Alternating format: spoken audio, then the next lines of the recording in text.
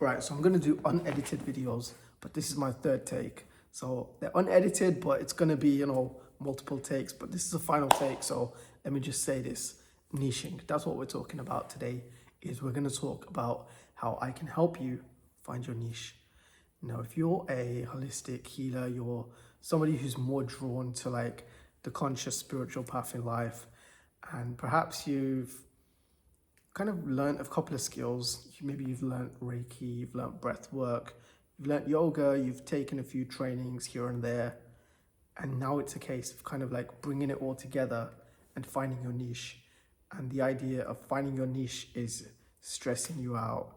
It's kind of like triggering you to the point where you're like, I don't need a niche. I'm a multi-dimensional being. I should just be able to like be myself and attract the people who are my people. And that sounds wonderful. And when you kind of operate at certain paradigms, you kind of fall into these traps where you feel like, yeah, if I think from a higher perspective, I'll just align myself to that higher perspective. That doesn't always work out in business, however. So the business world is a little bit slow to catch up to these like spiritual truths. It's getting there, but it's it's a little bit slow. So we need to be patient with it. And if you truly feel like you are ready to like let go of this childish kind of hatred of capitalism, and you're ready to like actually step into your power and find your niche, then in this video I'm going to talk a little bit about what worked for me and how it could work for you as well. So before we dive any deeper into this, I want to share with you that I'm going to be running a workshop doing this very specific with a method on the 4th of July. So if that sounds interesting to you, sign up with the link in the description. If not, keep watching the video. Maybe you're just watching the fire in the background for a bit of entertainment, or you can go and watch another video. I'm not holding you hostage. So anyways, back to the video. So niching, what is niching? Now, the idea of you finding a specific group of people who are going to resonate with you is kind of at the core of why niching works. Now, niching works because if you can speak to a specific problem that a certain group of people are facing, and you can demonstrate that you're the person who can take them from point A to point B, and that you have actual experience and you can get them there with proven results. And that can either be in the form of like showing results from past clients, or if that's not the stage that you're at, then your own experience.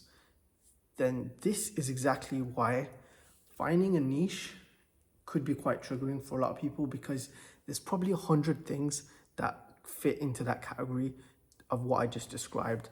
And if you're somebody who's into like the conscious space and looking at working on yourself and spirituality, then chances are you've probably been working on yourself for many years, and you probably have so many things that you can like go into. Like if you wanted to, I'm sure you could start a niche on cooking, or on tarot, or on like becoming a fire master or whatever. And all these are great, but at the end of the day, it's about understanding the market as well, understanding the world, and not burying our head in the sand, because that's something that people tend to do. Is like, if we don't like what the reflection of the outside world is showing us, we can tend to bury our head in the sand. And there's nothing more true than the reflection of like the market when you present a product. Because when you present a product, especially if you're somebody who is like, let's say, a first-time entrepreneur, you're probably working a regular job, and then you decide that actually I want to do something for myself. I want to create something. I want to be in this space to build something for myself. If that's where you're at, you really want to create something for the first time, and you're stepping into that power for the first time, the market can be very harsh. Like you can get a lot of just like empty, it's like tumbleweed throwing by, there's like people ignoring your messages. And if this is like the first time you faced rejection or being ignored, then it can be quite easy to just be put off this path. And then going up further onto that, finding a specific niche can be quite triggering, especially if you feel like finding a niche would mean that you're going to limit yourself. It would mean that you're not going to be able to operate at the highest level. If that's how you feel, then you just know that you're kind of looking at things in maybe not the best way, because niching is exactly the thing that's going to help you in attracting the people towards you. Now, this might sound counterintuitive. How can limiting my scope increase like the width? You know, it's like if I'm shooting, like if I'm looking for like less people, if I'm like decreasing the size of the net, how can I get more fish? That doesn't make any sense. I feel like that's a good analogy there, because right now your net is like the size of the universe, and that there's nothing in there, and that every single fish is just like swimming through it because it's so big. But if you create a smaller net and then you go to a specific area that you know where the fish are, then you will find some fish. Maybe fishing isn't the best example, but it's just something that came to me. I don't know why. Because I'm in Portugal, that's why. There's a lot of fishing here. Anyways, so with that being said, niching. Let's go into it. So the thing that came up for me when preparing for the workshop, because this is just kind of me talking about it. When I go into the workshop, it's going to be a full-on workshop. But the thing that came up to me, and this is like kind of the core of the title and the whole way I'm going to present it, is that your deepest wounds can become your truest niche. That's saying number one.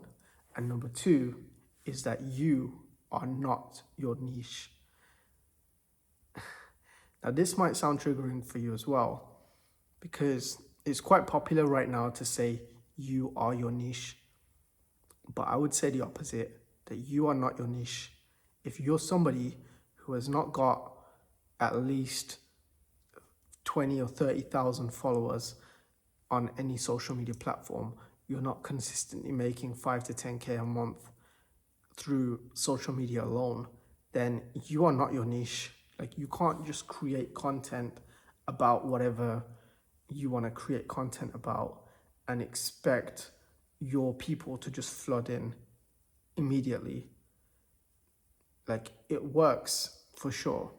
And there are certain outliers that disprove that for sure. But for the mass amount of people, the general rule would be that you, when starting out, should pick a hyper-specific niche and help people to a specific result. Now, one of the most common objections that I've faced when I presented this as a proposal to any client is every single one of them at some point feels like I'm not healed enough to offer help. I need to fix myself before I can help others. I need to be fully healed before I can help others. I need to be in a space where I feel good about myself and my life is not, perfect and in order before. So I can't help anybody. How can I help them if like my life is a mess? And to some degree, I get that. However, when we're starting out, it's about truth, it's about authenticity. It's not about trying to fake and talk to people that you get them from A to Z. You don't get them to like that end result all the way out there that is not possible for you, you can get them from A to B. And maybe after you have like 10 clients that you get from A to B, maybe you can take the next one from A to C. And then you can like, okay, we can go a little bit further. It's like, you know what, I can help you with your confidence when speaking in a